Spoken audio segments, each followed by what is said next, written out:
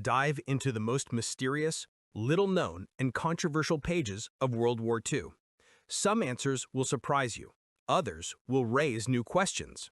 Today, you will learn: why did the Nazis secretly build underground scientific bases across Europe? And why did they need an Arctic station? Is it true that the Germans worked on their own atomic bomb and conducted dangerous tests that were hidden even from Hitler for a long time? Did flying saucers truly exist? What do scientists know, and what are legends about Schauberger's experiments and the Bell Project? Why did supermodern weapons, the Me-262 jets and the gigantic Maus tank, appear too late to save the Third Reich? Which secret Nazi technologies formed the basis of post-war science? And did thousands of German engineers really disappear or go overseas after the war? Ready to discover what the Third Reich's top secret laboratories and bases were hiding? Which technologies continued to develop after the war? And what role myths, rumors, and real discoveries play in all of this? Then let's begin our journey through the world of forgotten German wonder weapons. German science in the service of war, yesterday and today. World War II was not only a battle of armies, but also a gigantic laboratory where the boldest and most terrifying technological ideas were tested in a bloody crucible. Nazi Germany, obsessed with the pursuit of decisive superiority, poured all its resources into creating wonder weapons, Wunderwaffen, that were supposed to turn the tide of events in its favor. But the foundation for these ambitious projects was laid long before 1939. The German science school was rightly considered one of the strongest in the world, having produced a galaxy of brilliant minds whose discoveries changed the world. With the Nazis' rise to power, this powerful scientific machine was put in the service of war. The regime purposefully mobilized scientists, forming them into closed, top-secret teams working on specific tasks. The names of Werner von Braun, Otto Hahn, Fritz Strassmann, and Werner Heisenberg became symbols of this era. In their hands were fateful projects, from rockets capable of reaching the edge of space to the secrets of splitting the atom. Physicists, chemists, and engineers faced a difficult moral choice: to serve pure science or to dedicate their genius to a war machine bent on destruction. One of the most dramatic pages of this history was the German atomic project, the uranium project. In 1938, Otto Hahn and Fritz Strassmann made a breakthrough by discovering uranium fission. This fundamental breakthrough in physics instantly pointed to the principal possibility of creating a new type of weapon with monstrous destructive power, as well as a new, virtually inexhaustible source of energy. The German uranium project was the answer to this challenge, gathering the country's best minds under its wing, including Werner Heisenberg. But the path from theoretical possibility to practical implementation proved arduous. Not only did huge resources play a key role, but also crucial for creating a nuclear reactor was heavy water, the production of which in Europe was located at the Norwegian Wehrmacht plants. This gave rise to one of the most dramatic and famous legends of the war, the story of heroic saboteurs from Norway, who during several daring operations managed to destroy reserves and production facilities, significantly slowing down the Third Reich's nuclear program right under the Allies' noses. In parallel, another invisible battle was being fought: the Battle of Codes. The German Enigma cipher machine was rightly considered the pride of German military engineering, creating, as it was believed, absolutely reliable ciphers for communication for the Navy, Air Force, and ground forces.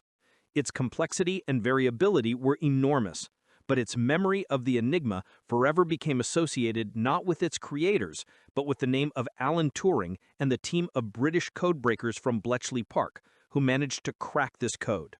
This intelligence duel, which lasted throughout the war, saved, according to historians' estimates, thousands of lives and directly influenced the course of many battles, including the Battle of the Atlantic. Developments in enemy detection also did not stop. German scientists actively worked on improving radar and infrared systems. These technologies, precursors of modern instrumentation, provided a critical tactical advantage, allowing the detection of enemy ships and aircraft at night, in fog, or above clouds. The creation of an effective air defense radar network and the equipping of ships and submarines with detection systems were crucial tasks upon whose success depended the effectiveness of the entire Reich's defense. These invisible technologies, though not as spectacular as rockets flying towards London, collectively formed the technical framework on which all the ambitious plans of the Nazi command rested. Weapons of retribution, V1, V2, and V3. When the war for Germany shifted to a defensive stage and enemy air forces began to dominate the skies of the Reich, Nazi propaganda put its hopes on a new miracle designed to turn the tide of the war and instill terror in the hearts of the enemy. This miracle became the weapon of retribution, or Vergeltungswaffen, or simply V-weapons. Its creation was shrouded in an aura of last hope, a mythology of technical superiority that was supposed to save the empire from its inevitable collapse. In fact, rocket projects became one of the few real successes of the Wunderwaffe program. The V1, V1, was the world's first cruise missile, essentially an unmanned flying bomb with a pulsating jet engine whose characteristic buzzing sound was well known to the inhabitants of London and Antwerp. Its successor, the V2, V2, was a true technological breakthrough. Under the leadership of Wernher von Braun, the world's first long-range ballistic missile was created. This was the apparatus that for the first time in human history reached the boundaries of space, ascending on a suborbital trajectory which paved the way into space age. Its flight could not be intercepted and its fall could not be predicted. It crashed down on cities without any warning at supersonic speed. The third element of this triad was to be the V3, also known as the high-pressure pump or central gun. This was not a rocket, but a gigantic, super-long-range artillery system consisting of many barrels located in a mountainside. According to the creator's plan, successive detonations of charges along the barrel were supposed to accelerate the projectile, which would eventually reach London in a cascade of explosions. However, the project suffered from technical difficulties and was virtually destroyed by Allied bombings before its completion. Around these projects, especially among engineers and futurists, even bolder ideas, bordering on fantasy, were born. There was a legend about the development of a space gun, a giant orbital mirror lens created according to the blueprints of rocket pioneer Hermann Oberth. This apparatus was supposed to focus solar rays, incinerating entire cities and evaporating water bodies. Despite its complete infeasibility under those conditions, the very fact that such projects were discussed at a high level speaks volumes about the scale of Nazi ambitions. Even with the weapons already launched, curious incidents occurred, giving rise to soldiers' anecdotes. For example, British engineers learned to intercept V1s not only with anti-aircraft fire, but also with cunning. Royal Air Force pilots mastered a dangerous trick. They would fly up to the cruise missile and carefully tip it over with the wingtip of their aircraft, disrupting the gyroscopes. A V1 knocked off course sometimes turned around and flew back to German positions, which gave rise to the dark joke, the V1 sometimes returned to its own if British engineers reprogrammed it mid-flight. These stories, however, could not hide the main point. The weapon of retribution, despite its technological novelty, came too late and could not change the course of the war, remaining in history more as a symbol of desperation and missed opportunities. Experimental weapons, from sound cannons to supertanks. In parallel with the implementation of large-scale rocket projects, projects were born deep within the military-industrial complex of the Third Reich that even today seem fantastic and apocalyptic. This was a cabinet of curiosities of military technologies, where madness and genius went hand in hand, and the line between breakthrough and senseless waste of resources was extremely blurry. Among the most incredible developments was acoustic weaponry. It is a fact that the creation of a prototype of the so-called sound cannon, which, according to the engineers, was supposed to generate low-frequency sound waves of deadly power. Theoretical calculations showed that a beam with a frequency of 44 Hz could destroy all living things within a 50-meter radius, literally tearing apart human internal organs. In practice, however, the colossal installation, resembling a gigantic organ pipe, proved to be extremely vulnerable. Its effective radius was minimal, and the structure itself was so fragile that it could fail from a single bullet or shrapnel hit, rendering it useless in real combat. No less fantastic were projects related to controlling the elements. Rumors persistently link the name of Dr. Zimmermeyer with the development of a vortex cannon, designed to create artificial tornadoes over enemy airfields that were supposed to crush aircraft on the runway. It was assumed that the device, using controlled explosions and special nozzles, could form and direct annular air vortices. Although no documentary evidence of successful tests of such a weapon have been preserved, these ideas themselves characterize the desperate attempts of German engineers to find a non-trivial, almost mythical key to victory. At the other end of the spectrum were projects of gigantomania, embodied in metal. Factual confirmation of this is the super-heavy tank Maus. The ironic name completely contradicted its colossal dimensions. This 188-ton steel fortress with unprecedentedly thick frontal armor was virtually invulnerable to standard anti-tank weapons of the time. However, its monstrous weight made it slow, unwieldy, and destructive to any bridge, completely nullifying its tactical value. A similar fate befell projects of gigantic railway guns, such as Dora and Gustav, which required entire battalions for their maintenance and weeks to prepare for firing, while remaining colossi on clay feet. Flying saucers, the bell, and other myths. Beyond the official documents and realized projects of the Third Reich lies a vast territory of rumors, legends, and half-truths, giving rise to the most enduring and mysterious part of the legacy of Nazi technologies. These stories, balancing between brilliant prophecies and outright fiction, continue to stir the minds of researchers and conspiracy theorists to this day. A fact confirmed by preserved blueprints and engineers' testimonies is that the Nazis did indeed work on disc-shaped aircraft. Projects in the Haunebu and Vril series, as well as the earlier Repulsion project by Austrian inventor Victor Schauberger, involved vertical takeoff discs. Their basis lay in theoretical developments using the Coanda effect and vortex flows to create lift. According to some reports, individual prototypes even underwent testing, demonstrating unique flight characteristics, but mass production or combat use never materialized. These real, but only experimental works became fertile ground for post-war myths. A central place in this mythological complex is occupied by the most mysterious project, Die Glocke, which translates to the bell. According to rumors, this was an apparatus in the shape of a metal bell created for experiments with anti-gravity, space-time distortion, and working with a certain classified substance codenamed Xerum 525. The legend states that this substance was dark purple, stored in lead containers, and incredibly dangerous.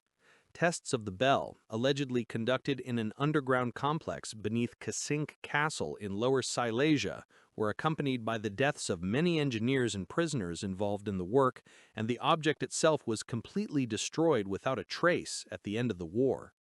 No documentary evidence uniquously confirming the existence of this project has been found, leaving room for endless debate about its authenticity. These stories received an unexpected continuation in the post-war years. Among ufologists, a persistent anecdote circulates that one of the disc-shaped craft, similar to Haunebu, was secretly transported out of Europe and was later seen in the skies over Argentina after the famous Roswell incident of 1947. This legend perfectly fit into theories about the escape of the Nazi elite to South America and their attempts to create a Fourth Reich there. Wonder weapons in action. Me-262, Heinkel 162, Natter. While some projects remained on drawing boards or in experimental stages, others were destined not only to be embodied in metal, but also to engage in real combat, demonstrating a stunning technological leap. Jet aircraft and rocket interceptors became the clearest example of how German engineers tried to compensate for the numerical superiority of the Allies with a qualitative jump, ushering in a new era in warfare. It is an undisputed fact that the Messerschmitt Me-262 Schwalbe Swallow became the world's first mass-produced jet fighter and bomber aircraft. Its appearance in the sky was a shock to the pilots of the anti-Hitler coalition. The speed advantage was so overwhelming that Allied piston engine fighters often simply could not catch up or effectively attack it. The Me-262 carried powerful armament and could inflict significant damage on both bombers and ground targets.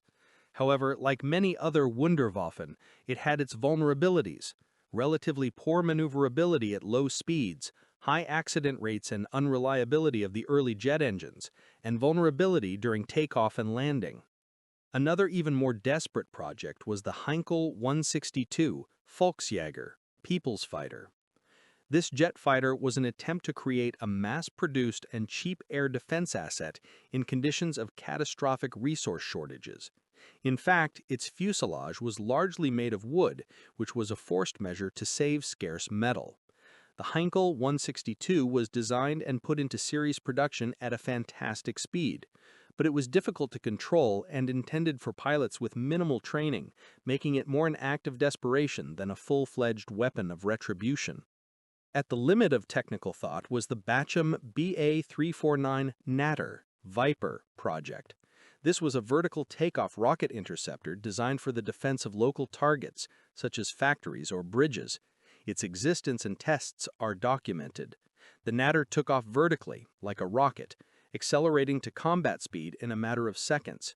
After approaching a formation of bombers, the pilot fired a salvo of unguided rockets from the nose compartment, which the aircraft separated into parts. The cockpit with the pilot landed by parachute, and the disposable jet engine also descended by its own parachute for potential reuse. Although successful unmanned tests were conducted, the only manned launch ended in disaster and the death of the test pilot. These machines, ahead of their time, became a symbol of the tragic paradox of the Nazi war machine. They carried the seeds of the future, but were born of a regime that had no future. We awaited their appearance like spring after a long winter, but they came too late. This bitter phrase, attributed to one of the German aces, best characterizes the fate of all German Wunderwaffen, brilliant engineering solutions that could save no one. Surveillance and night combat technologies. While jet fighters tried to seize the initiative in the sky, an equally important technological battle unfolded on the ground, the battle for darkness. German engineers created systems that allowed them to see the invisible, turning night from a hiding place into a deadly trap. Developments in infrared and radar technologies became a silent revolution that could fundamentally change the tactics of warfare. A factual breakthrough was the creation of the world's first mass-produced night vision systems. The Wehrmacht was equipped with infrared devices Zielgerät 229, better known by the code name Vampire. This was the first portable individual-use system for riflemen, mounted on ST-44 assault rifles.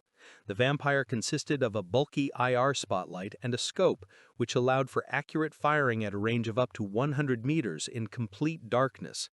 Tank crews also received similar systems, such as the FG-1250, giving them a significant advantage in night-armored duels.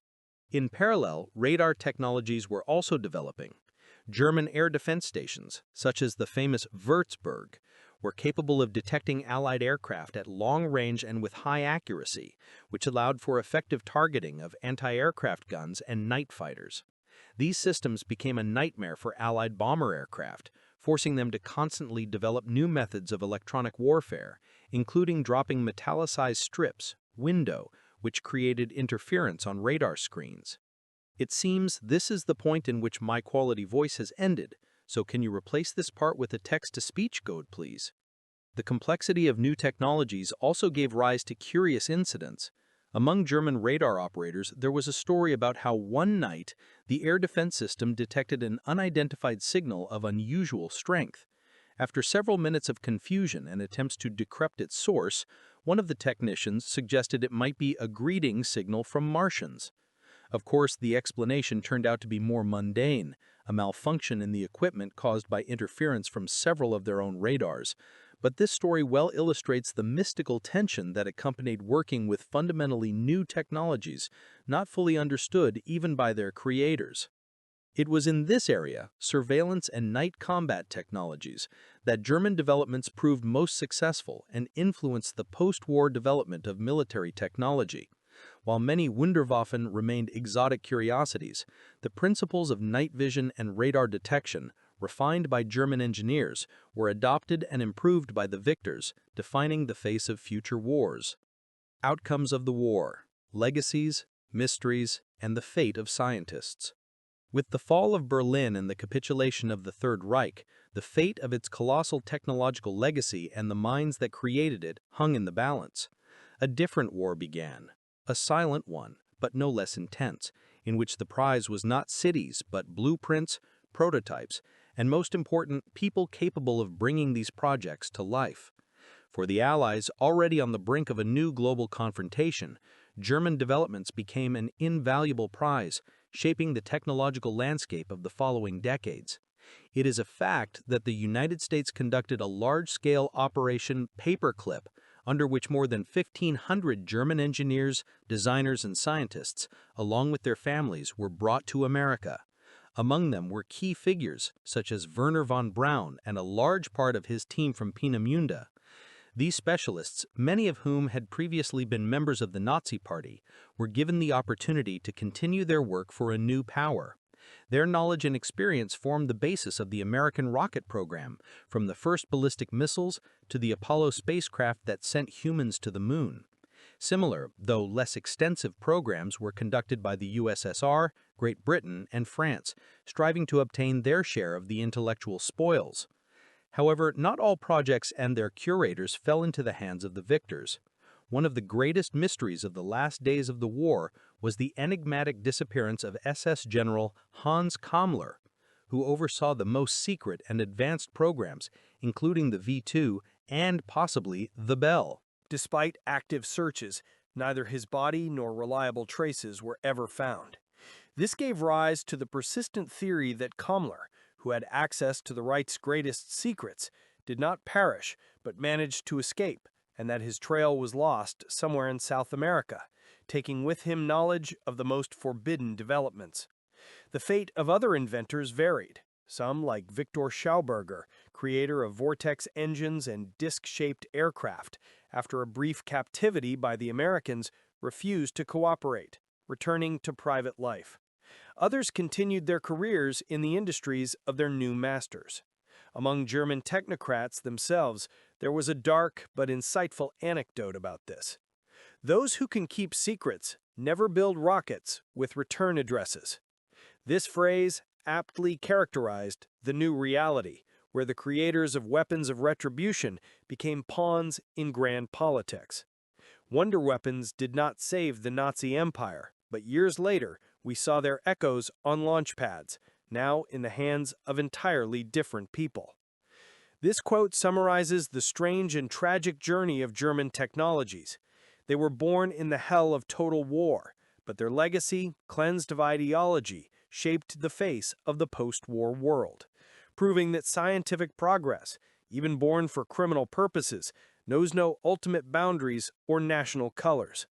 The history of Nazi technologies is not only an arms race, but also a lesson in how far human imagination and ambition can go for the sake of superiority. Much remained in the shadows of secrecy, covered by rumors and mysteries, but some of these inventions became the foundation of new scientific revolutions. And today, by dissecting myths and facts, we better understand not only the past, but also the dangers of the future. Thank you for watching. If you enjoyed this video, please like, subscribe, and be sure to comment on what fact surprised you the most. See you in new historical mysteries.